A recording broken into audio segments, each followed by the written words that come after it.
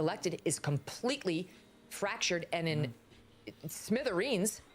And he doesn't care, Piers, because he doesn't care about the Republican Party. There really was no Republican coalition as you know it right now before Donald Trump. Let's compare President Trump, J.D. Vance, people like Rubio, notable people in the Republican Party right now, this administration, to other Republicans. Do you remember how crappy it was? You've heard this quite a bit. Good morning, everyone. Welcome to the Associated Guess. Got that feedback again. Why did that happen? As always, am your host, Alfie Animus, here at the Bear in Mind channel. And today, Megyn Kelly has another meltdown. We explore the rise of New York City Mayor Zoran Mamdani, how someone who was nobody. No one really knew who he was outside a few key players. Then he was mayor of the largest city in North America, the United States. I can't remember if Mexico City is still bigger, but and then we get into the fuck you doing, Israel. All right, let's get into it. And right now there's all the doomers out there going, okay, the midterms are lost, and you don't have to be a psychic to understand that the midterms don't look great if you look at the trend today, right now. But in some cases, the people responsible for that are the ones pointing the finger anywhere else. So yeah, the midterms may not look great. I don't think that the voting base is as fractured as talking heads want you to believe, but there definitely is a notable strain when you have a lot of supposedly Republican or conservative right-wing MAGA, America First talking heads, invoking the 25th or calling for the 25th all within 12 hours of each other. That's odd to me. Mm-hmm. I can't give you a reference like we do for all of our factual information. We do that 11 a.m. We stream weekdays, but it's odd to me. It definitely seems suspicious. But I think that a lot of people may be forgetting just how bad the Republican Party can be. And I say Republican Party because for a long time, the Civil War was trying to bring the Republican Party back to representing conservatives at all. So you've probably heard a lot about people saying, oh, Trump has fractured the MAGA base and it's going to cost Republicans the election. So don't take my word for it. This is exactly what Megyn Kelly said yesterday. No. We've upset our allies. We've pleased Israel, although now they're upset there's a ceasefire. We've upset the American base. The Trump coalition that got him elected is completely fractured and in smithereens. And well, that's for two reasons. One, okay, this is going to drive me nuts. One, is it still? Okay. No. Okay. Sorry. For two reasons. One, MAGA and the Conservative Party aren't necessarily one and the same. A lot of conservatives, I guess, are MAGA, but also a lot of centrists and a lot of liberals, at least the ones that voted for him in this previous election. Mostly disaffected liberals, which is mostly came across with Kennedy and the Maha movement, which does, yes, have a lot of conspiracy theorists in it, a lot of pure, staunch anti-vaxxers, so on and so forth. And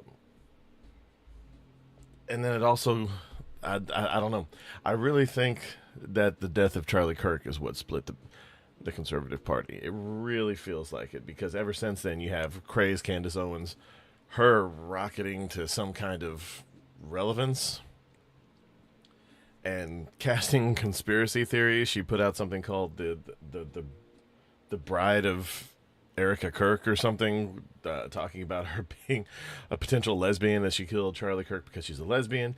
And then she also put something out that said, oh, she potentially killed Charlie Kirk because she's she works for the IDF, the Israeli Defense Force. all kinds of crazy conspiracy theory shit. Like I said, she makes Alex Jones look just like Ted Koppel. But no, it's things like that. It's people who weren't very familiar with him. They only heard a few things that he was saying. They thought by him saying that he didn't start any wars in his first term meant he wasn't going to start any wars ever. But anyone who had ever paid attention to him knew his feelings on Iran. And honestly, if you're paying attention, you can kind of see the connection between Venezuela, Iran, Russia, and China. But that reminds me. Let me see if I still have it. Yesterday I saw a thing. No, not that one.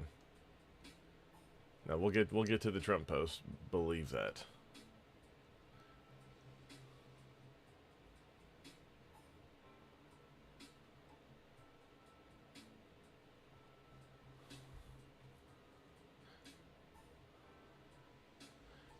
How did I not save it?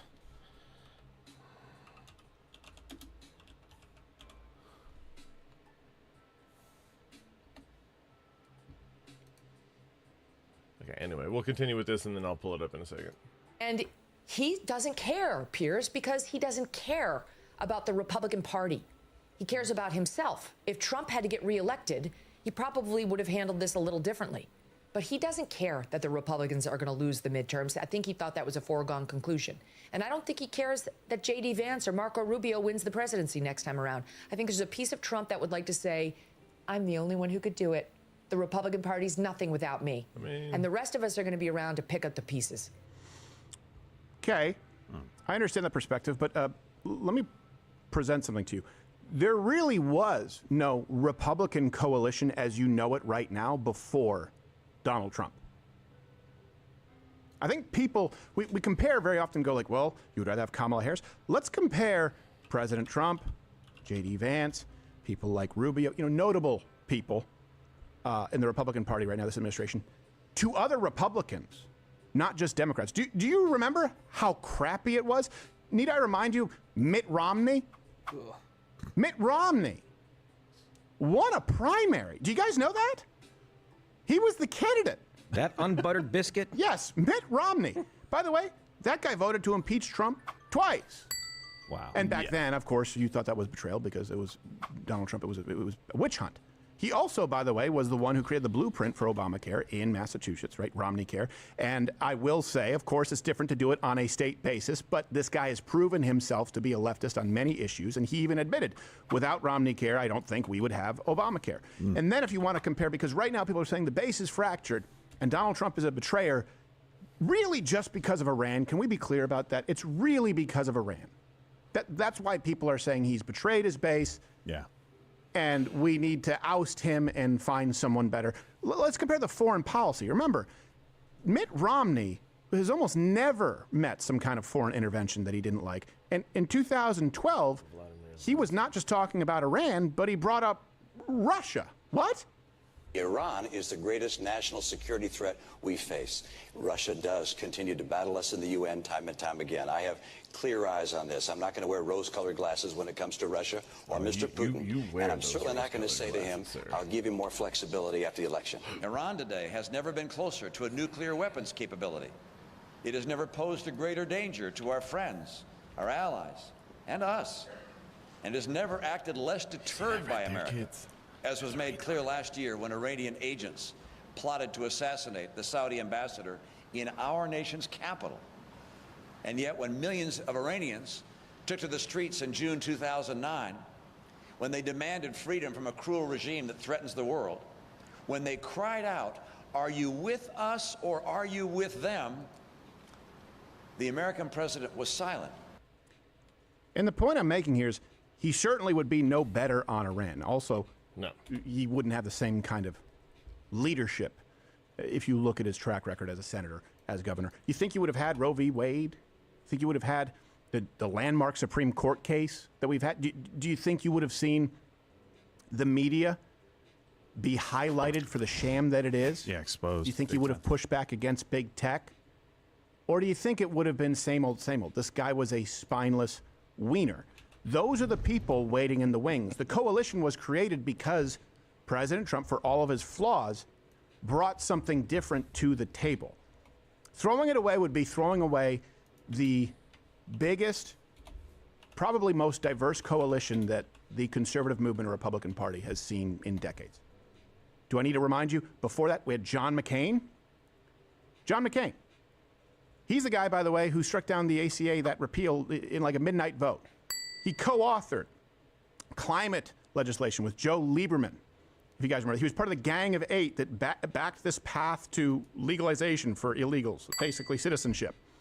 Not to mention, when we're going back to foreign policy, if Donald Trump is the worst on foreign policy, this guy has said, President Trump has made clear we want to do this swiftly, violently, and get out. Yes. These other people like John McCain, they never even seem to think of that. He never met a war that he didn't like. Here he is singing about it. That old Beach Boys song, Bomberan. Bom, bom, bom, bom. Anyway, Yeah, you know, it needs a little bit of work. He didn't really finish the joke. No, he didn't. He didn't believe You it. got to commit to the bit, You bro. gotta commit to it. No, 100%. That was McCain's Paul Ryan. biggest failing. First off, the worst cover of any magazine ever. Paul Ryan was at Men's Fitness with him doing like his 8-pound dumbbells. It was just embarrassing, and his hairy twig legs. He's got two first names. Yeah, don't like him. Don't he was like also part of the Gang of Eight. Gang of Eight, path to citizenship. Refused to fund a border wall. By the way, when Republicans could have done it, just to be clear, when people complain about executive orders, they say they can be undone. Okay, the alternative is we have had times where the Republican Party controlled House and Senate and didn't do anything. Yeah. Sometimes you guys need to delineate your grievances with the Republican Party refusing to do the bidding of those who voted for them and President Trump's mandate and agenda. And you see this across the board, and let's hope it never gets to the extent that it. Why is that feeding back into my? Oh. Stand by, please. And anyway, and let's hope we never see that to the extent that we see it in Europe. Europe has voted for many things, but a majority was against the mass migration as far as all polling goes in pretty much every European country. Why is this?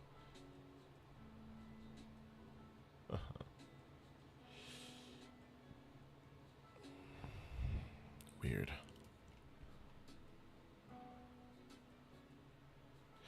But, and we see that a lot here. We'll never, this is such, yeah. No, I know, I'm getting used to the earlier time shapeshifter. But I'm getting a lot better for it. Let me ask, can you hear the echo? Or is it just through my headphones? But yeah, but we do that a lot here in America as well. During, I think it was, I'm pretty sure it was Obama's first term. He had a supermajority. He had a majority in the Senate, and I'm pretty sure he had a supermajority in the House, or vice versa.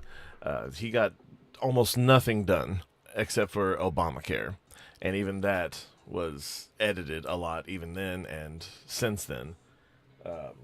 Obamacare was one of those things that I never really agreed with. But if we were going to do it, we had to either do it all the way or do it not at all. And we chose the worst possible option. Both. We chose both, which isn't something that you can choose when it comes to our healthcare system specifically. But anyway, continuing. Yeah, let's go. So at that point, when you have control over the House and you still can't get it, well, an executive order is better than nothing. See the reduction from 96 to 99% at the border. We effectively have a secure border for the first time. You want to compare Donald Trump to Paul Ryan on foreign policy? It doesn't get any better. You can check all the references. We provide them every single show. He supported drone strikes against Al-Qaeda around the world. I mean, unprecedented number of drone strikes. Supported sending troops to Syria to secure chemical weapons. I'm not saying that all of these things, or certainly individual strikes, were inappropriate, but the pattern is they supported All of it. You cannot find a Republican. And by the way, I know people saying Thomas Massey. You know what? We had a Massey. Whatever. Rand Paul. We had a libertarian prime. I've had them on the show. We also do have to live in the real world. And that doesn't mean that you're compromising and encouraging bad behavior, because what I'm telling you is the bad behavior, the disloyalty from the Republican Party, the McCains, the Romneys, the Ryans, the Eric Cantors of the world, they led to Trump as a better answer. Is it a perfect answer? No. No, but it's a much better answer. Anyone who's lived through it, would you agree with that? If you had to pick Romney, McCain, Paul Ryan, or President Trump, J.D. Vance, who would you pick? Where is Paul now, you may ask? Well, we tracked him down.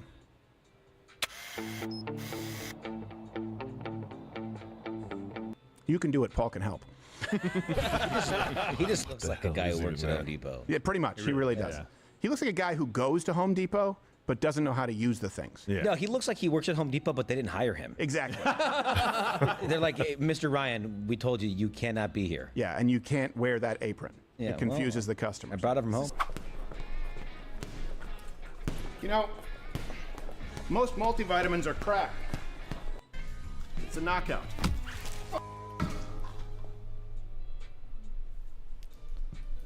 Such a good reminder of how bad the candidates have been. Oh, we get it. It gets even worse because these are we wanted to go with the president, vice presidential yeah. candidates.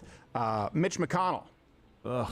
Okay, that's a Oh, potential turkey neck alternative. And I know himself. you'll say, well, Donald Trump has been an ally with Mitch McConnell when he is useful. To be clear, Yeah.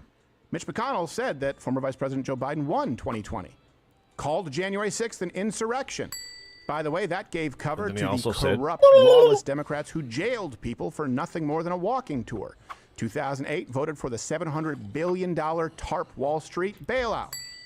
On foreign policy, again, if we're saying that this is the reason, the deal breaker, Donald Trump's approach on Iran, over which he has been incredibly consistent, as compared to Mitch McConnell, he declared Ukraine aid #1 priority for the United States. He prioritized Ukrainian security above American border security.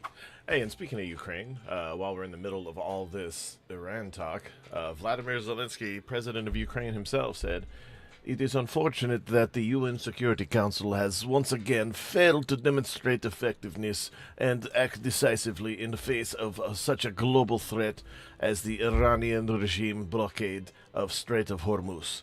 No one should be allowed to block such globally significant sea lanes or undermine the security of dozens of nations through terrorist acts against the freedom of navigation. We face a similar challenge in the Black Sea when the Russians attempted to block our ports and civilian shipping. Russia was trying to suffocate our economy, and we found a way to solve the problem through decisive action, not inaction, mostly bombs. Now, we see a similar problem on a global scale. The Strait of Hormuz must remain open to all vessels that sustain vital economy lifelines and maintain normal international trade. Countries in the region have spoken clearly on this, and we support the aspirations of the people of the Middle East and peace, or the Gulf for peace. Peace and security in this region directly impact stability, market predictability, and the cost of living in every single country for some reason. Such problems and this war must not be prolonged. Ironic. The world needs a functional UNSC that acts more decisively to resolve acute security challenges of global magnitude." And then he also says, "It is regrettable that the United Nations Security Council has once again failed to demonstrate effectiveness and take decisive action in the face of a global threat of this nature embodied in the Iranian regime's imposition of the blockade on the Strait of Hormuz. No entity should be..." And he goes on along these lines, pretty much talking himself in circles, but making very good points, very based of President Zelensky here. And then we have the retard, Mehdi Hassan, responding. He goes, "Oh yes, pip. It is astonishing that a world leader who many respected for standing up to an illegal attack on your country, now support an illegal attack on another country. It completely kills your credibility. Right now, Iran is Ukraine. You may not like to hear that, but it is fact. No, that is not fact. That is not fact at all. And then he also says, for all the haters in the replies, making dumb, dishonest, or inane comparisons and putting words in my mouth, it is a simple fact that Russia's attack on Ukraine was illegal, and the U.S. and Israel's attack on Iran was illegal, and so both Ukraine and Iran are the victims. And here we have the reader's note, and I love the reader's note on this, very based. Nothing in Zelensky's post suggests support for the war against Iran. He called for the UNSC to take action on the Strait of Hormuz being closed and called for peace. Ironic that Mehdi Hassan is complaining about words being put in his mouth when he's doing that to Zelensky. It's absolutely hilarious. Very based. And I do think there was there another thing? No, it wasn't there. Hold on.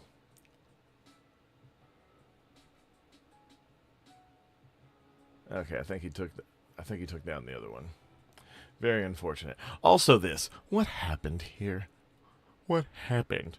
I legit didn't know it was the same person either. I thought the person that played the Wonder Woman spoof in the show was this person here.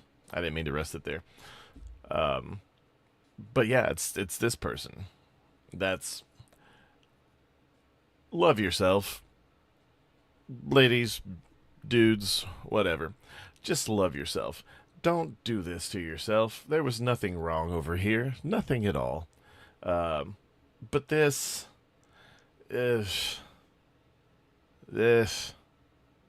Come on. I haven't seen the show yet, but I hear... she talks like she can't move her mouth. It's very, very sad. Oh, also, last night was fun. Donald Trump came down with something. Some words we'll get to here in a minute once we let this play out. You guys understand that's what's waiting in the wings. Not just, is it better than Democrats? Is it better than every Republican we had really in this century? Oh, yeah. But anyway, my point on that whole thing was Zelensky and his situation in Iran is not the same. The only way it would be the same is Eastern. I wish I could type and say what I want to say at the same time. But let's pull out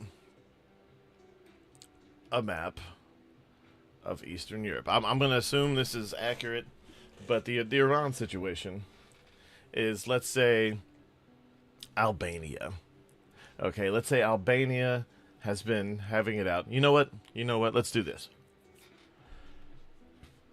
We'll say, Albania is fine. Albania didn't like Ukraine. But let's say that Ukraine has been talking to the Czechs, the Hungarians, the Croats, and the Serbians, and getting people from each of these countries to bomb Albania. And then these guys have, built up their defenses, made everyone where they have to at least have a 2-year enlistment in their military service, and fought back. Shot a few rockets here, a few rockets there. But these people never take, they always take credit for things, but people are just like, oh no, that's fine. And then Russia came in and attacked Ukraine. That would be a more similar situation. But instead, in this case, Russia just said, Ukraine used to be part of the Greater Russia, Soviet Union. We take Ukraine. That's all that happened in this. And they've done this before. I'm pretty sure some section, I can't recall off the top of my head. I'm pretty sure this right here, maybe. Also used to be part of Russia. Well, no, hold on. I think I don't know, some section over here. I can't remember where the Donbass region is, but yeah. So that would make it more like what Mehdi Hassan's saying, but that's not the case in this. Iran has been a terrorist, like the head of a terrorist network for 47 years. This has been put out by both parties up until 10 minutes ago. And then all of a sudden this happens and people are freaking out. I understand the people who are confused thinking Trump has never stood for this being upset. I understand that. You haven't been paying attention. You were desperate because your original party, I understand because it's also my original party, kind of lost the plot. So you entrusted a man you didn't fully understand. I get it. It's not my fault. It's not anyone but your own fault for trusting someone and just voting wildly because you didn't fully understand what was going on with that. You're not going to agree with a lot of the things that the other side, the side that you normally don't vote for, is doing. Naturally, otherwise you would have always voted for that side. So the fact that you're surprised when person from the other side does thing that you don't like is baffling. A lot of these people are considered to be thought leaders. McConnell recently appeared on Piers Morgan, by the way, had this to say about his upbringing. Tell me about your early years.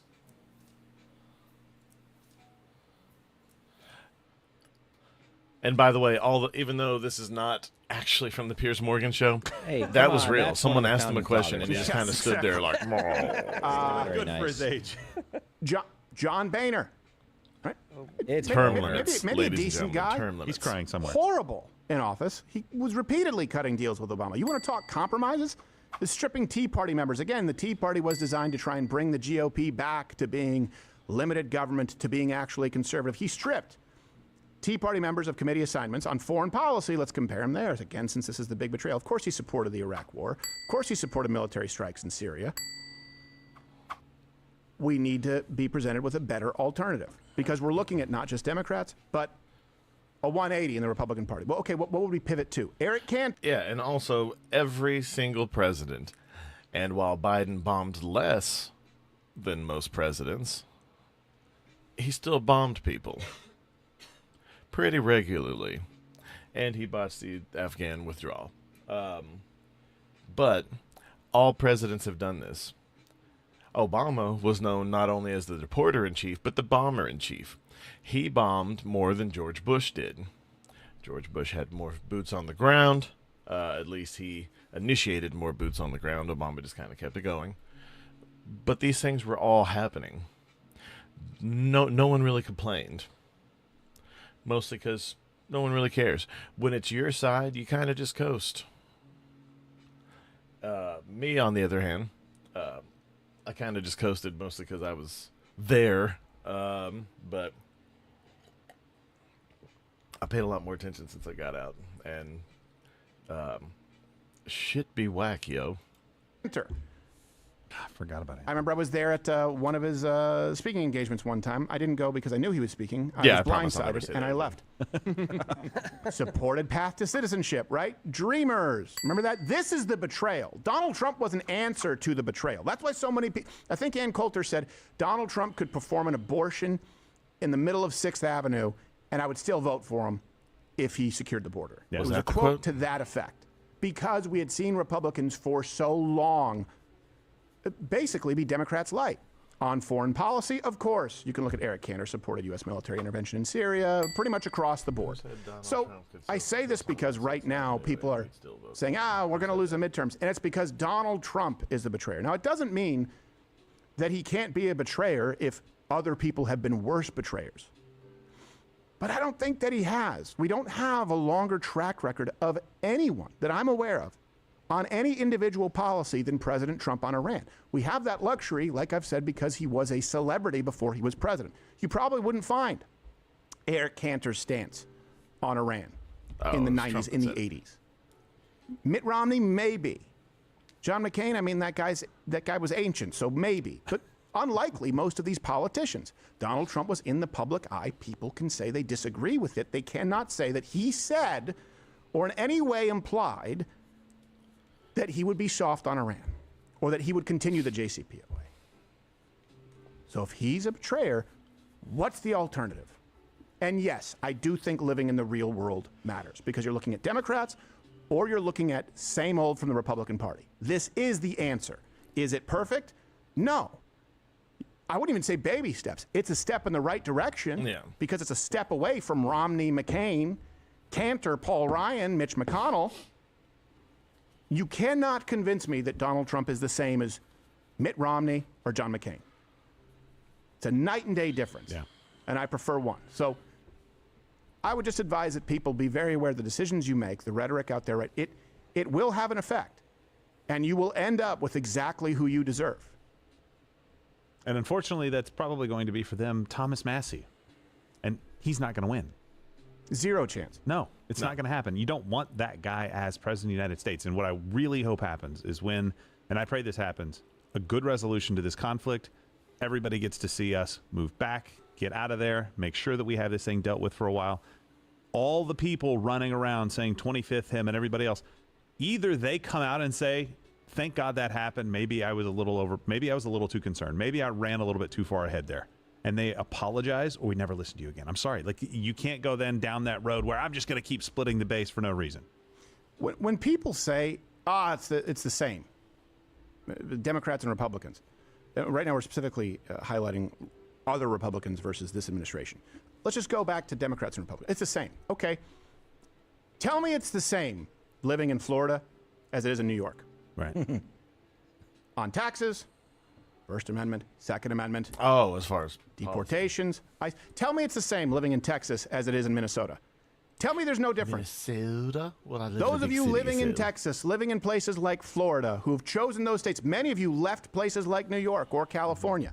Those of you living there now, tell me that you would have no problem if tomorrow they enacted the exact same policies as New York, as Minneapolis, as California. It's laughable. I'm one of those guys. I came from Washington, 4 years in Washington, in the Seattle area, and now I'm in Texas. Yeah. Night and day. Of course, you can and should expect better. That's why President Trump won. But to say that it's the same and to not acknowledge that it would be 3, 4, 5 steps back, just be careful what you wish for. Oh, you're still here and you're still watching this on YouTube? You've probably noticed something is missing by now. I'm not here. And look, and I say this all the time to ad nauseum, probably. Never liked Candace Owens, never liked Tucker Carlson, never liked Megyn Kelly. Yeah, hardcore. They're either mentally ill, bought and paid for, or grifters, or all three. More than likely, all three. But they don't stand for anything. They have no laurels. They will sell out at the drop of a hat or a stack. And there are a lot more that would do this. Some people's price is higher, but I don't know. I miss when people had, and maybe it was just me being a goober who read too many comic books growing up, but I miss when people stood for something. I don't particularly care what it is, but if you are meant to represent the people, you should represent what's good for the people. Not necessarily what they want, but if you do that, then there's a thin line. But you should do what is best for your constituents, what is actually best. And if you can't do that, if you're just here for clicks or views or all that crap, or the fame or corruption monies, get fucked, basically. Anyway, continuing.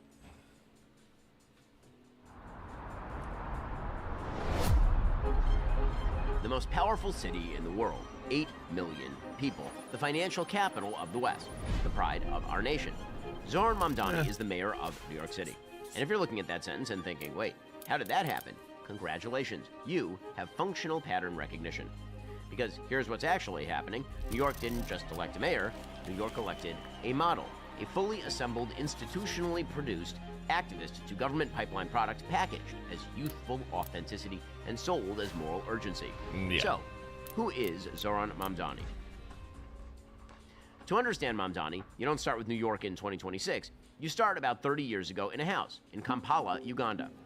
Now, he may have been born in Uganda in 1991, but Mamdani didn't grow up in the developing world. He grew up in a posh, sprawling apartment on Riverside Drive in Manhattan. His mother, Mira Nair, is an Oscar-nominated, Harvard-educated filmmaker, and almost every single one of her acclaimed films asks the same underlying question: what did the West take from the rest of the world?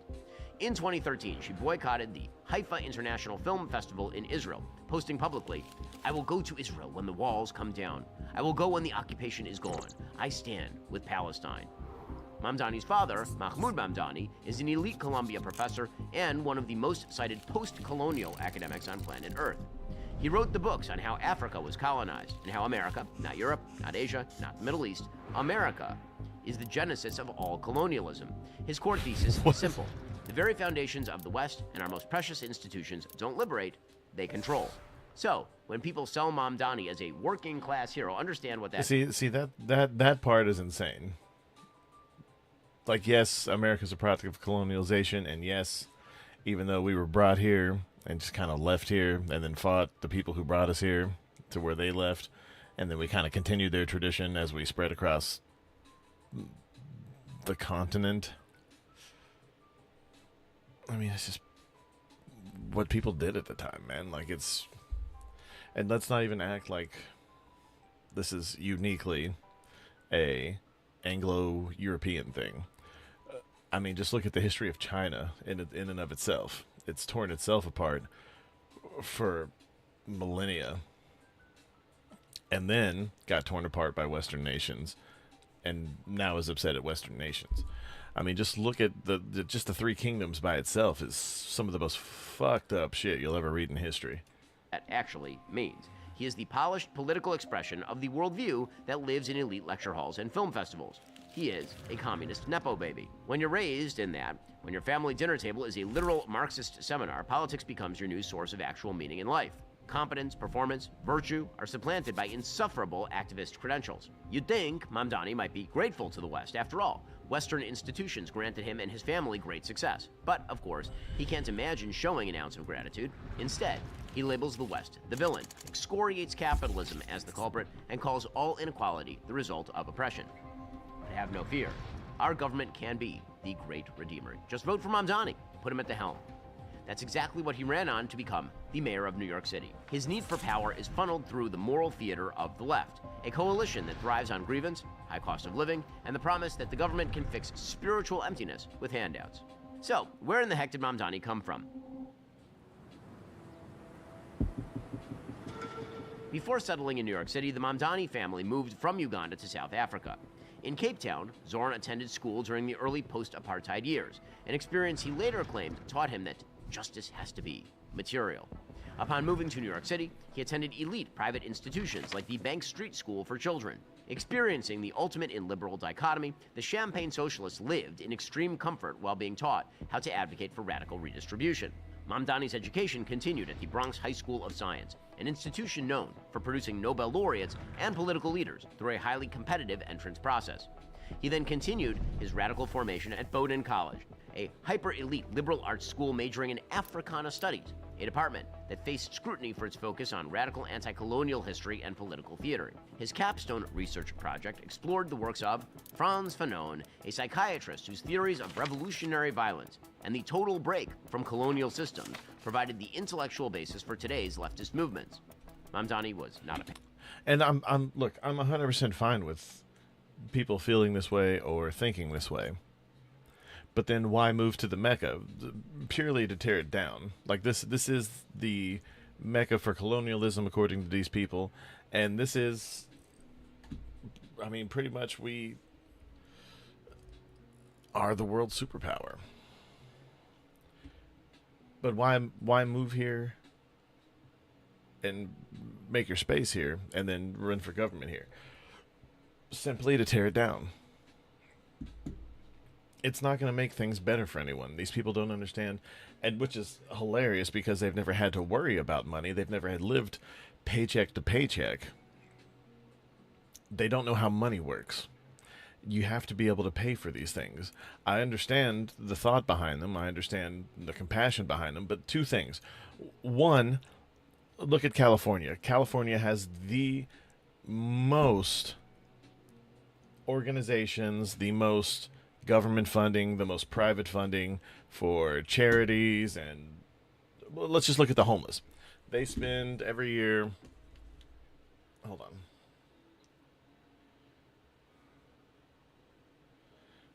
how much did California spend in 2025 to combat homelessness? $2.5 billion. Show me the statistics on how many homeless there are in California for the last 4 years by each individual year.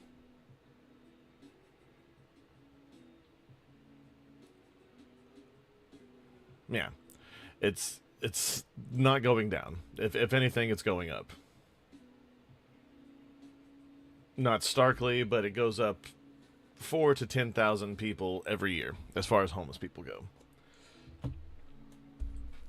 And either they're breeding or more people are coming out and being homeless in California, which I understand. If I ever need to be homeless, I'll take my last however much a plane ticket to Hawaii cost and fly out there and live on the beach and act crazy for tips on the strip.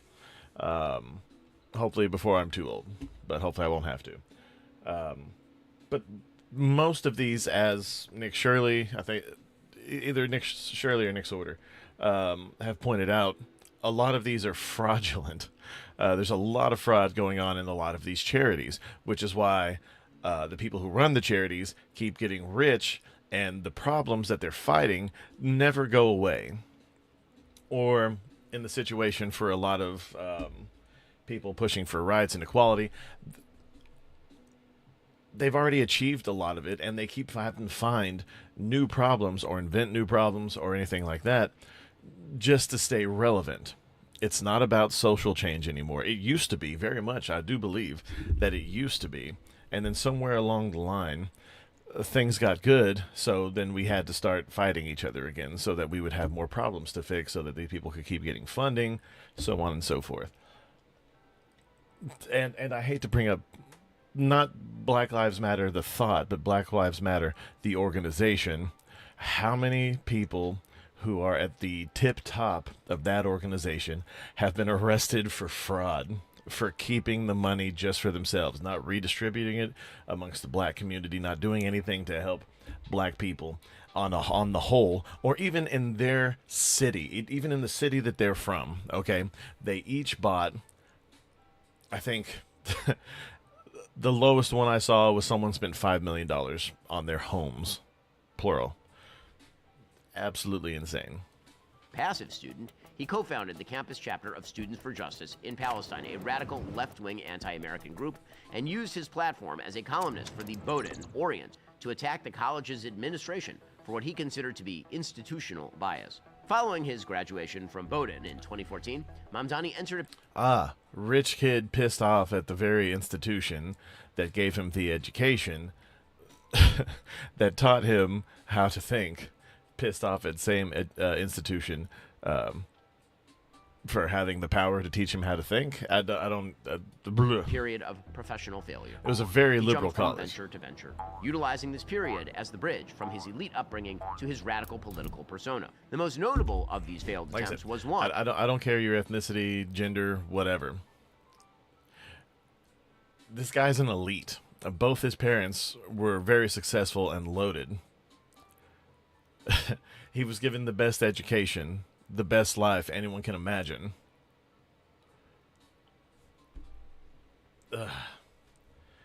And so far in New York, he's raised taxes and started putting, what was it?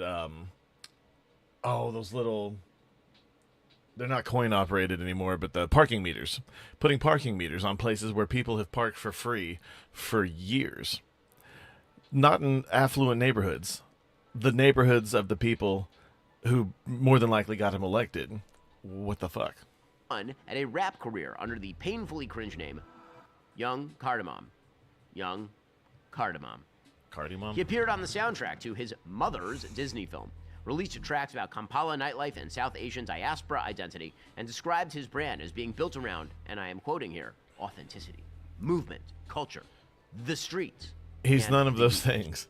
He's a stupid rich kid. The only difference Riverside is... Drive. Unlike yours truly, his rap career did not exactly set the world on fire, but it did leave one interesting artifact. A 2017 track surfaced during his campaign, in which Mamdani raps approvingly about the Holy Land Five. These were the leaders of an organization convicted of funneling money to Hamas. So, not exactly Hamilton. But here's what the rap career actually taught him, and this is what matters. Packaging, branding, how to present radical ideas wrapped in the language of authenticity and youth, and movement, and the streets. He wasn't very good at it as a rapper, but he got considerably better at it as a politician. After his inability to deliver in the private sector, Mamdani fell back on what he knew best: activism, advocacy, and politics. In 2018, he pivoted to a role as a foreclosure prevention and housing counselor at Chaya Community Development Corporation in Queens, assisting low-income immigrant homeowners. This gave him the street cred he was looking for in order to claim that his policy proposals were born directly out of struggles of the working class. He then ran for office and won a seat in the New York State Assembly representing District 36 in Queens. But let's pause here, because what is equally important to answer, aside from who is Zohran Mamdani, is why did New York City vote for him? This has as much to do with the man and the system he was brought up in as it does the context and climate of New York City itself. The current problems of New York City only got this bad under decades of poor democratic governance. So how did it go from this to this? The city doesn't need to look at Venezuela or China or Cuba to understand where socialism leads. They need only look back into their past. From Mayor Robert Wagner Jr. in the 50s and 60s, responsible for unionizing the public sector, to John Lindsay, who despite his conservative ties governed like a liberal, expanding welfare rolls, pouring borrowed money into housing. Then came Ed Koch and David Dinkins, who, while balancing the budget, refused to touch rent control. By 1990, the murder rate hit an unprecedented 2,200 dead in 1 year alone. Dinkins promised to heal the city through multiculturalism, but only ushered in the Crown Heights riots, sparked by racial agitators like Al Sharpton. Finally, in 1994, a desperate New York City elected Rudy Giuliani. He implemented broken windows policing, empowered the NYPD, cleared out the drug markets, and built up Times Square. Murder fell by nearly 70%. Welfare was slashed with work requirements, ushering in an era of growth and prosperity. He led the city with heroism before making way for Mike Bloomberg, who ran the city like a pragmatist, keeping crime low. But progressives cannot stand prosperity. Bill de Blasio and Eric Adams were no strangers to this idea. De Blasio ended stop and frisk as crime surged under a cashless bail policy. He dumped billions into making New York City a right-to-shelter city. Eric Adams oversaw harm reduction centers where heroin was actually injected under city government supervision. City budgets were shifted from libraries and police to ballooning welfare obligations. New York City was primed for Zohran Mamdani's run. He didn't win the mayorship by selling socialism as a word. He won by selling affordability as a crisis. Homelessness in New York City is at a Great Depression level high, with over 100,000 people sleeping in shelters nightly, up 175% since the year 2000. Less than 34% of New Yorkers rate their quality of life as excellent or good, down from 51% in 2017. The city faces a projected budget gap of $10 billion. The median one-bed Manhattan rent is over $4,000 a month, with an affordable apartment vacancy rate of under 1%. That's insane. And when people feel like the system is failing, somebody fills the vacuum. That's the setup for Mamdani. It's the reason he was elected. Mamdani has been extraordinarily explicit about wealth and class politics. Unlike most of his predecessors, he's completely out in the open.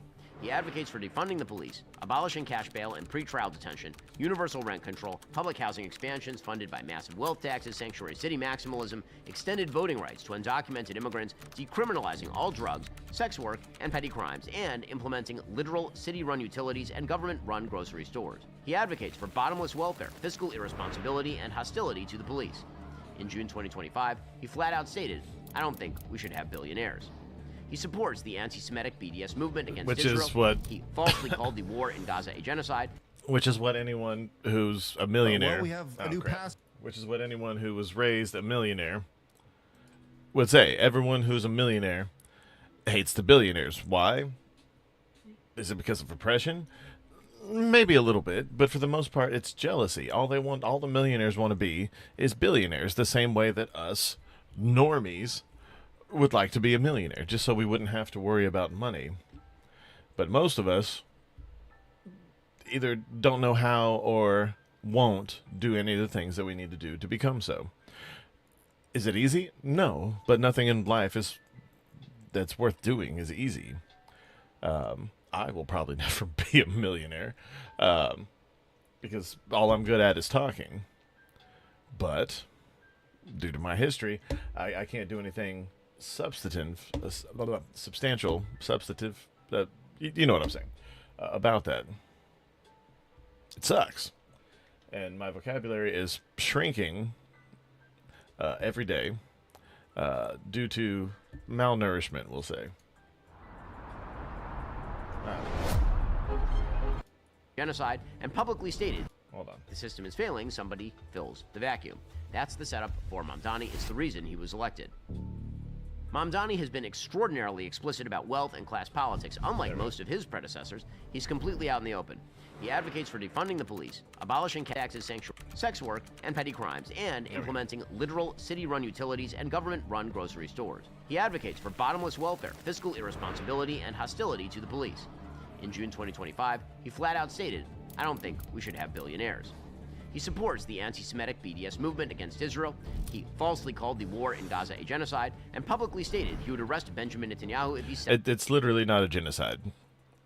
What the Iranian regime did to its own people, that's technically a genocide. It killed way more people in just a couple of weeks than Israel has in how many years of warfare. Set foot in New York City. During his campaign, he posted a photo with Imam Siraj Wahhaj, an unindicted co-conspirator in the 1993 World Trade Center bombing. He called Wahhaj a leader and pillar of the community while posing at a Brooklyn mosque. This is the platform he ran on to win.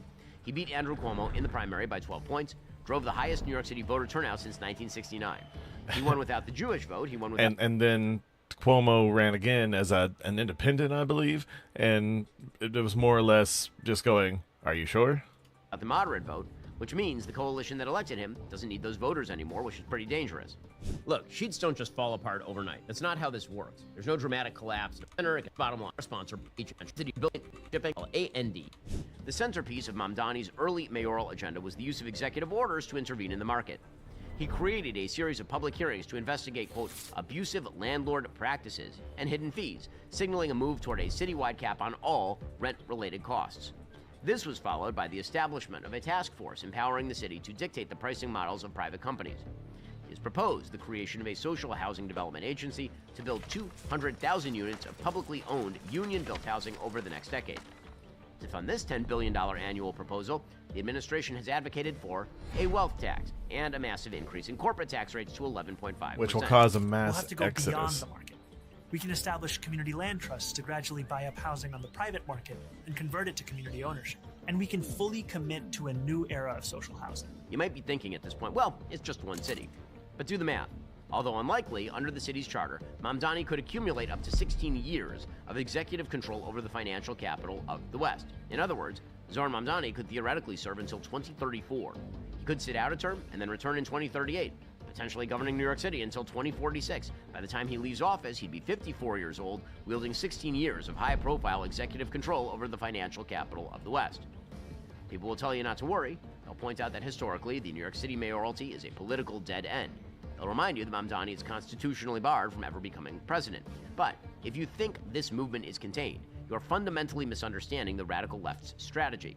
They don't need Zohran Mamdani in the Oval Office. They need him exactly where he is, commanding a $100 billion budget, turning the crown jewel of American capitalism into a socialist beta test.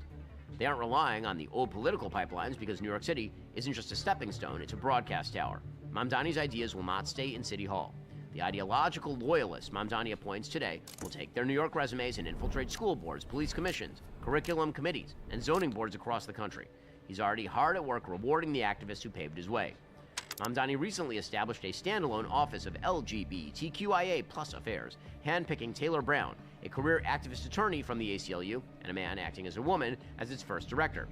On paper, it's about representation, but in reality, it's the institutionalization of the pipeline. Mamdani is creating a permanent command center inside the New York City government. Its job isn't just to provide services, it's to weaponize the city's bureaucracy, enforcing radical gender ideology across every city contract and school district, and ensuring that New York remains a sanctuary for policies the rest of the country is currently rejecting.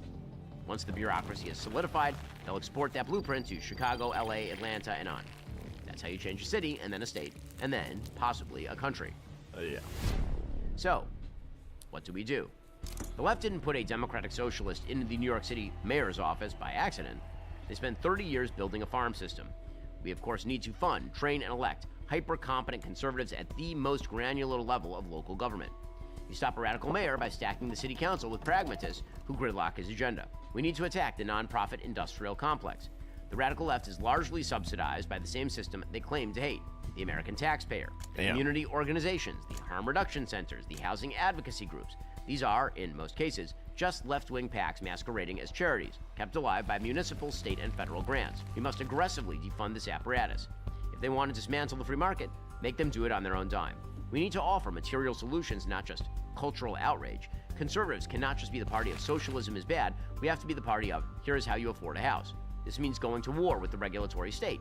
We need to aggressively champion deregulation, destroy red tape, destroy zoning laws that prevent developers from building homes, smash the public sector unions bankrupting city budgets, and offer aggressive tax incentives to bring business back. We have to prove that free markets and law and order actually delivers the prosperity socialism only pretends to offer. Because, of course, that's what capitalism does. Socialism isn't compassion, it's elite vanity disguised as empathy, and it destroys the very people it claims to protect. Zoran Mamdani and his allies are betting that conservatives will eventually just give up and move away. They're betting the right is too fractured, too tired, too focused on national drama to fight a grinding block-by-block war for the future of our cities. It's time to prove them wrong. The left spent 30 years building the machine that took over New York. We have to start building the machine that takes it back. Today. Also, compassion has two S's. Ceasefire is not necessarily the word that comes to mind when looking at these scenes of violence and chaos from the streets of Lebanon today as a result of the most intense series of Israeli strikes since the beginning of the war. Clear as to where we line up on this, or where I line up on this. There was a ceasefire. All right. Then Israel started firing into Lebanon. There's some confusion out there right now. We need to clarify that. What was in the ceasefire? What was the agreement? What the hell is Israel doing? And I will tell you this, it is at the very least bad optics, but I'm not a big fan of it. If it's on the line, if it's a gray area, Israel seems to be acting with complete disregard for what is best for them. They're not being good friends. In the past, it's been pretty clear that President Trump has been calling the shots. And by the way, we can have a shared interest in Iran not becoming a nuclear power, or Iran not getting to the point where they would actually be able to control the Strait of Hormuz through short and mid-range ballistic missiles. But I really don't like this idea of Israel potentially risking something that we have put in place and that was agreed upon by other parties. President Trump right now needs to be aggressive. If I was him, I would make a very public statement that even if there's a miscommunication, Israel, you guys got to step in line here. Also, once we're done and we pull out and we hit our agreement, you're on your own, no more money. That's where I would line up on this, because they don't know what they're doing. They violated Seems that way. But Israel violated it too. Israel, as soon as we made the deal, they came out and they dropped a load of bombs, the likes of which I'd never seen before. I'm not happy with Israel. They don't know what the they're doing. And in giving ammo to the people who said that you will be going to war for Israel, I still don't believe that's the case. But right. I've always maintained that I think Israel will act in their own self-interest and we will act in ours. The problem where we diverge is if they start acting in their own self-interest at the cost of ours. And they're skirting that. So shortly after this ceasefire was announced, what happened? Israel launched massive barrages against Lebanon. Ceasefire is not necessarily the word that comes to mind when looking at these scenes of violence and chaos from the streets of Lebanon today as a result of the most intense series of Israeli strikes since the beginning of the war. This resulted in one of the deadliest days between Israel and the Iran-backed militant group since the beginning of the war, with at least 110 people killed, but over 800, if not more, wounded. And this all on the very day that international and regional mediators had been insisting that Lebanon was part of the wider ceasefire deal between Israel and the United States on one side and Iran on the other. But we saw that those hopes were very quickly dashed by the Israeli Prime Minister Benjamin Netanyahu's statement, which was then followed by this series of very deadly strikes. So I'll also, I don't even want to say explain, shine a light on some of the confusion, miscommunications, but there should be no miscommunications. That's my perspective here. Yeah. If you are an ally, and if we have shared interests, there should be no miscommunications. There should be no blindsiding. You guys have some splaining to do. Israel, IDF, beating Netanyahu. Especially when they're known for their intelligence. Right. Exactly. That's a very good point. You can't have it both ways. So the IDF posted on X, in 10 minutes, the IDF completed the largest coordinated strikes. Sorry, hold on a second. Things moving. The largest coordinated strike across Lebanon since the start of Operation Roaring Lion. The strike targeted 100 plus Hezbollah headquarters, military arrays, and command and control centers in Beirut, Bekaa, southern Lebanon. This one thing that is kind of funny here is that, Iran complaining about it is sort of tantamount to them admitting that they fund Hezbollah in Lebanon and Hamas. Yeah, that was pretty funny. It's hilarious that Iran broke the ceasefire after all this time saying that they don't fund any Hezbollah terrorists that are based in Lebanon. And then the second that Israel attacks the Hezbollah terrorist in Lebanon after the ceasefire was signed, which didn't include Hezbollah terrorist in Lebanon. Excuse me. Yeah, Iran's like, hey, stop hurting us. Those guys over there, Israel, you dicks. Kind of showing their hand that, hey, yeah, those we've got a vested interest in those guys over there. That was pretty funny. That part is illuminating. But joining us quickly to tell their side of the story is a representative from Hezbollah.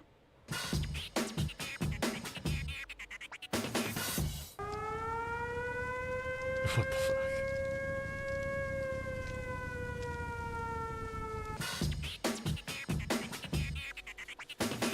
Hold on, last night apparently this happened. Donald Trump personally called me before he made this statement, thanking me for having his back and saying that I was a good friend. And I said, Mr. President, I will stand with you always, no matter what you do, even if you shoot somebody on Fifth Avenue. He laughed. Yeah. And we had a great time, and he's a good man. Donald Trump...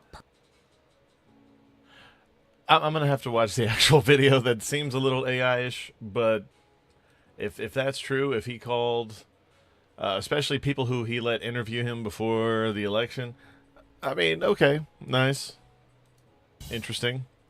That makes sense. I guess he couldn't make it. Yeah. Now, the leadership of Iran, what happened? They threatened to pull out of negotiations, apply more pressure on the Strait of Hormuz. That's an issue. There are a few things to sort of parse here. So, quick background. March 1st, Hezbollah attacked Israel in retaliation for the death of Ayatollah Khamenei, right? That's what happened. Or Khamenei. I know, it's one of those things where I don't care. Khamenei. Dead. That effectively broke the ceasefire that Israel had with Lebanon since, I think it was 2024. Yeah. So let's go through some of the claims here, the truth, and it doesn't change that this is not good overall. The first claim that's going around is that Israel blatantly violated the ceasefire. Here's the truth. Probably not, but it still sucks. Probably not, but it wasn't a good move. Probably not, but they're kind of hanging their friends out to dry here. So in an interview, President Trump told PBS that Lebanon was, and then I'll give you the other side of the coin as to why people might think they were a part of the ceasefire deal. But President Trump told PBS, Lebanon not a part of the ceasefire deal. I wanted to ask him about what Nick's report included, about the strikes that were still happening from the Israeli military on Lebanon that was ongoing this morning. I asked the president if he had seen that there were still military strikes happening. He said, yes, Lebanon, were not included in the deal. And I said, why not? And if Lebanon should have been included as part of this ceasefire deal. And he said, because of Hezbollah, they were not included in the deal. That'll get taken care of, too. It's all right. I went on to ask him if he was okay with the Israeli military continuing to bomb Lebanon. He reiterated it's part of the deal. Everyone knows that. And he said that that's a separate skirmish. So, again, not great communication. It's part of the deal. Everyone knows that. That's a separate skirmish. You have to take the totality of it and say, okay, it seems pretty clear that President Trump is saying, well, they weren't really part of a deal because of Hezbollah, but we'll get to it. And this was also reiterated by Vice President Vance. I think this comes from a legitimate misunderstanding. I think the Iranians thought that the ceasefire included Lebanon, and it just didn't. We never made that promise. We never indicated that was going to be the case. What we said is that the ceasefire would be focused on Iran, and the ceasefire would be focused on America's allies, both Israel and the Gulf Arab states. Now, that said, the Israelis, as I understand it, again, I'm supposed to get a fuller report when I get on the plane, have actually offered to be, frankly, to check themselves a little bit in Lebanon because they want to make sure that our negotiation is successful. That's not because that is part of the ceasefire. I think that's the Israelis trying to set us up for success, and we'll, of course, see how that unfolds in the next few days. But look, if Iran wants to let this negotiation fall apart in a conflict where they were getting hammered over Lebanon, which has nothing to do with them and which the United States never once said was part of the ceasefire, that's ultimately their choice. We think that would be dumb, but that's their choice.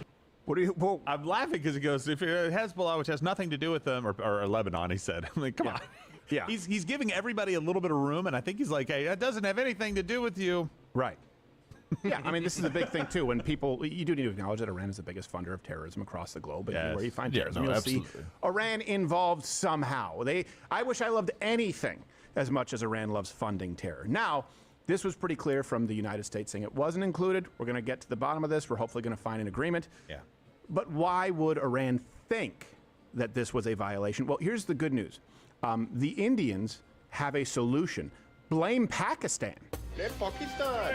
Blame Pakistan. Blame Pakistan. Bastards. Yeah. Because, in case you've forgotten, the ceasefire was, in part brokered by Pakistan. The Prime Minister of Pakistan, Shehbaz Sharif, wrote on Tuesday, he wrote, "With the greatest humility, I am pleased to announce that the Islamic Republic of Iran and the United States of America, along with their allies, have agreed to an immediate ceasefire everywhere, including Lebanon and elsewhere, effective immediately." So that seems like some communications may not have been super clear. Yeah, and it seems like there may have been communications that went to Iran from Pakistan and us from them as well, and maybe had different terms on it. We're still not 100% sure because it's Pakistan. Right. Now, I still would say, it is Pakistan. Isn't it weird that India, in some cases, is making me prefer Pakistan to them? I want to break off a pool cue and force them to have tryouts. I know. They've done it before, though. They used to be like the same team. Yeah. And so is it Pakistan's fault? Partially. I would still say the responsibility does rest squarely with Israel, if we are allies. That's a legitimate criticism. You guys can comment. That's a legitimate criticism for people to have. World War III? I don't think it is. Donald Trump betraying his base? I don't think so. Since the 80s, he has openly said that Iran will not have a nuke, and he was willing to engage in military action. The idea that Israel not acting as allies in good faith all the time? Yeah. I think we need to re-examine the relationship if they continue acting this way. Yes, I think they did this in the 12-day war ending as well. That's where we got the quote from Donald Trump saying they don't know what the F they're doing, and he had to put his foot down to make sure that stopped. It is totally fine. I got a lot of flack for what I said yesterday. It is totally fine to tell Israel to knock it off, to stop it, to shut up, to sit down and let us get this handled, because apparently you want roll peace. up a newspaper There's and you nothing bop wrong Israel with on getting the pissed head. off and saying, listen, we want peace here. Stop screwing it up. I understand Lebanon fired rockets. They do that all the time. Right. Can we wait 2 weeks and see if we can finally get this thing done, or would you like another 50 years of conflict? Right. But at the That's same time, reasonable. And it's also reasonable to criticize President Trump and also give him credit when he does. Yes, it wasn't in the ceasefire agreement at all. Anything about Lebanon, anything about the Houthis in particular, or any of the other state-sponsored by Iran terrorists throughout other countries. However, come on, man. Like, we're in the middle of a deal to get the other ones to stop, to get the ones that are starting most of this to stop. Like, were they within their legal rights or the words of the actual ceasefire? Yes. Was it a good idea? Probably not. Probably not. Because now, technically, Iran's broken the ceasefire. Because they retaliated against someone they're totally not affiliated with. Yeah. It's the right thing. That This should not be new stuff to us. Right. Yeah, well, so where are we now? Israel just issued some evacuation notices for some Beirut suburbs and said they are planning more strikes. I don't like that. Plan all you want, just don't do it. Yeah. Give it a couple of weeks. Like, do you want, okay, here's the thing, too. If you guys have been paying attention, certainly China, and there have been some rumblings at Russia, they have actually stepped in a little and been like, hey, you know what, at this point we kind of do need to have something going on here as far as opening up the strait. Right? Anytime you get the United States and China sharing an interest, and that can happen sometimes too, toward Iran, that's a good thing. Iran has run out of allies. Israel risks creating allies to Iran, or Israel risks alienating those people. If it's like, okay, let's do Lebanon, let's do Beirut. What's next? Saudi Arabia? Like, you guys need to understand. Cool it for a bit if the goal is peace. If the goal is to eliminate the threat followed by peace, which is the goal as far as I'm concerned, I hope that's the goal. That's what I've seen. If that is not the goal, like I said, give this war 3 months. It'll be pretty clear. And then I will make an assessment and tell you, you know what? They handled this poorly. Or it'll be really clear to us that there's some kind of an agreement and we are moving toward peace with hopefully a castrated Iran. Then Israel, you have to stop right now. I'm not convinced that Israel's goal is peace. I'm not either. 100% either. I'm not either. That's the problem. I don't know what we get from them. No, I mean, and with that, I'll say Israel's leadership. As always, I do not blame the people so much for what their leadership does, especially if it's something that they didn't pitch before they were elected. However, I don't know. I can't even say that because and that's the thing anymore. Given what's going on in America and the West in general, I can't really say, oh, we should have seen it coming, because in places like the United States, everyone who disagrees with me is either Stalin or Hitler. It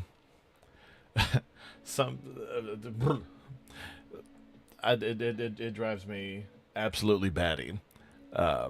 Hyperbole will be the downfall of the English language.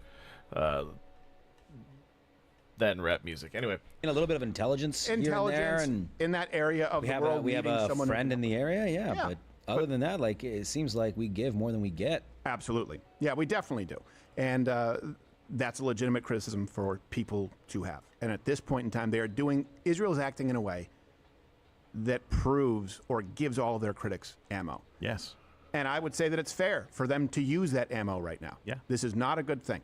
We need to secure our interests, which is remove the threat of Iran, their capabilities, get back to some stability, move on down the trail, and then no more $3 to $4 billion a year, Israel.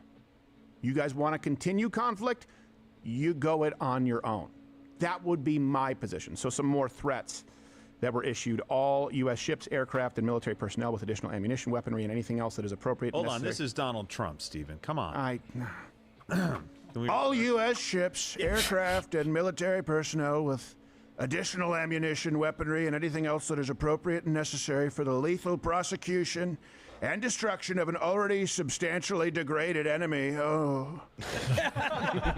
will remain in place in and around Iran until such time as the real agreement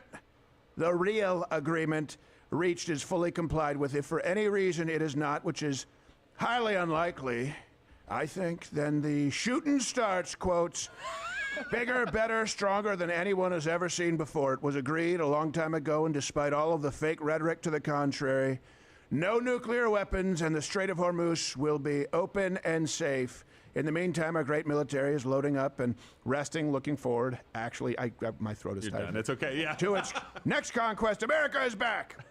It's a long one. So here's some more confusion. President Trump says no more enrichment. Iran says they won't stop. Here's the problem, too. Iran, when they offered their 10-point whatever solution or counter-offer, this is my counter-offer, name that movie line, it didn't say anything about ending the funding for Hamas and Hezbollah. And this gives ammo to leftists saying, well, they didn't even, now they want all sanctions lifted, and no other presidents lifted all sanctions. Well, here's the thing, too. The JCPOA, when people talk about the nuclear enrichment, it's a red herring. First off, they were enriching uranium, but let's assume they weren't. It didn't deal with all of the missiles that were being built and those capabilities. So the JCPOA didn't work. When people say, oh, the other presidents had these sanctions and Donald Trump will be the first one to lift it, okay, now do $1 billion in cash. Now do $6 billion in unfrozen assets, right? I don't think there's any world in which these sanctions are lifted or Iran moves forward enriching uranium. That's one thing I think we can be certain of with this administration. I think that, they got to stop doing the nuclear enrichment. They got to halt the ballistic missiles. Yep.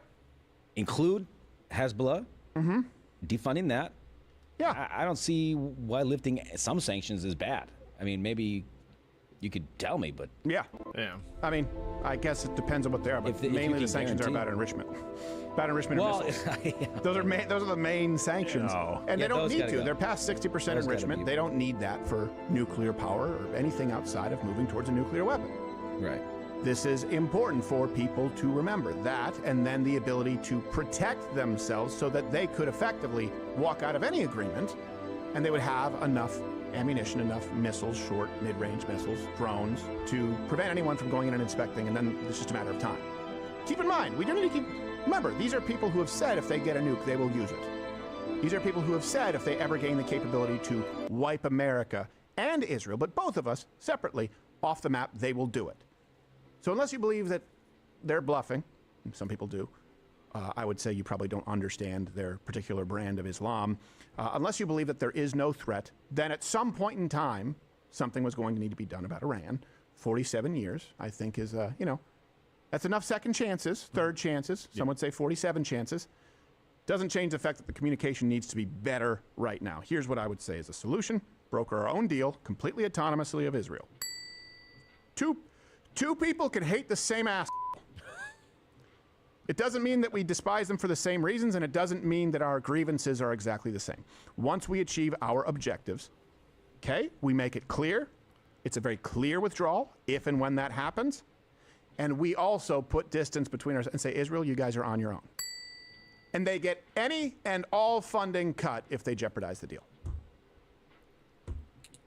That sound fair? Anything else you guys would want to add to that? I think that sounds fair. Like, let's get a deal. Prove to the world right now that you want to get a deal done. Right. There's so many people right now, you're confirming their worst fears. Yeah. And you're also giving them the ammunition to go after you a second time. Let's say you have a justified action that you need to do. You have no more rope. I'm sorry. Yeah. The world is basically done. Show them that you really do want peace. And you guys can comment. It is my belief that more of you line up with this perspective than the perspective of people who say they've been betrayed by Trump. Yeah.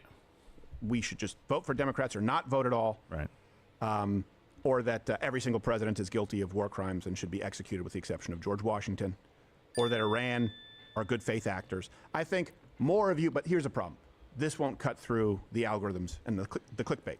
World War III does. Yeah. 25th, Donald Trump does.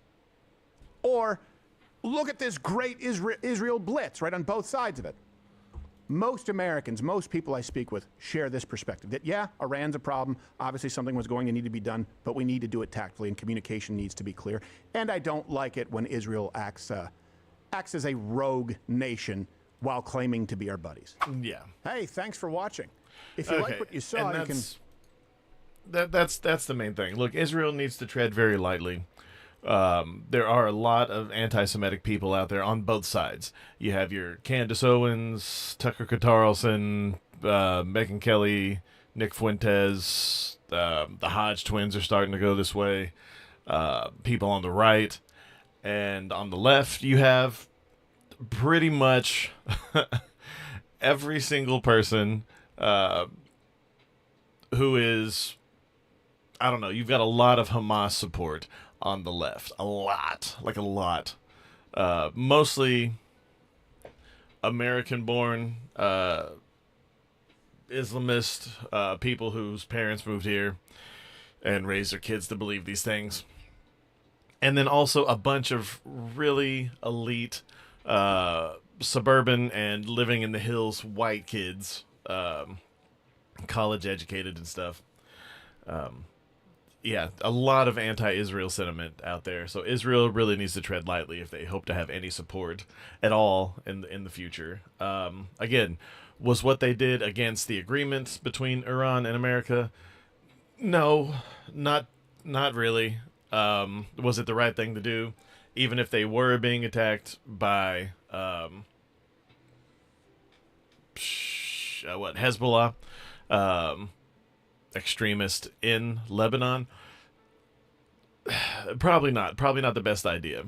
Even though they were confirmed being attacked, and they were trying to push the so-called rocketeers back, probably not the best idea. But anyway, that's been what happened yesterday and the day before. We'll continue more. I think I'm going to get into the Hassan Ethan updates. I'll probably end up doing a show tomorrow or Sunday about that. I haven't done anything about Hassan Piker specifically in a good long while, but there has been a pretty dramatic update involving Ethan and another one of his orbiters. This one's got a wiener, so you can't say that Ethan's just suing a bunch of lady folk, but we'll get into that this weekend. But yeah, gotta get to work.